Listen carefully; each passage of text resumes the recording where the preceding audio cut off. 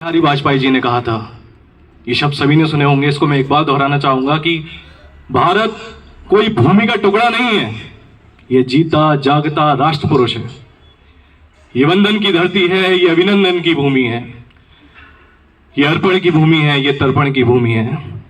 इसकी नदी नदी हमारे लिए गंगा है, इसका कंकर कंकर हमारे लिए शंकर है। हम जिएंगे तो इस भारत के लिए और मरेंगे तो इस भारत के लिए, और मरने के बाद गंगा जल में बहती हुई अस्थियों को यदि कोई कान लगाकर सुनेगा तो उसमें से एक ही आवाज आएगी, भारत माता की जय, भारत माता की जय। भारत जो देश सैकड़ों सालों तक ब्रिटिशर्स का गुलाम रहा था, जिसके लोगों ने रोटी, सुरक्षा, सम्मान, स्वतंत्रता के लिए तमाम ऐसे जुर्म सहे जिसका मात्र स्मरण कर लेने से ही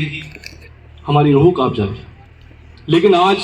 हम जिस स्वतंत्र भारत में श्वास ले रहे हैं, जीवन जी रहे हैं, अपने मन के कार्यों को कर रहे हैं, शिक्षित हो रहे हैं, संसार के किसी भी देश के सामने बिना डरे बिना झुके अपने आप को सिद्ध कर पा रहे हैं, वो सारा कुछ हमें उन हजारों लाखों तमाम क्रांतिकारियों के जीवन, शौर्य, बलिदान से ही प्राप्त हो पाया है।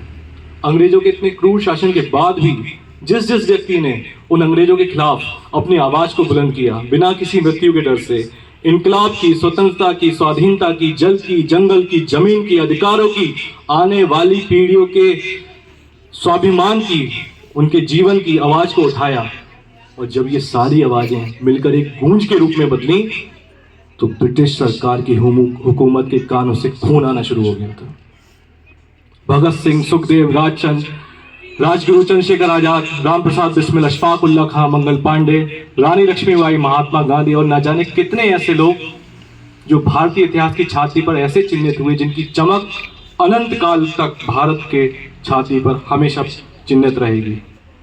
मैं चाहता हूं हम अपने दिलों में उन सभी लोगों को जिंदा रखें और अपनी आने वाली पीढ़ियों को उनके बलिदान की गाथाओं को सुनाकर उनके हृदय में भी देश प्रेम और देशभक्ति की भावना को प्रकाशित करें। मैं इन्हीं शब्दों के साथ अपनी वाणी को विराम देता हूं और आप लोगों से एक अनुरोध करता हूं कि एक बार पूरी गूंज के साथ में बोलें, भारत माता की, भारत माता की, भारत माता की।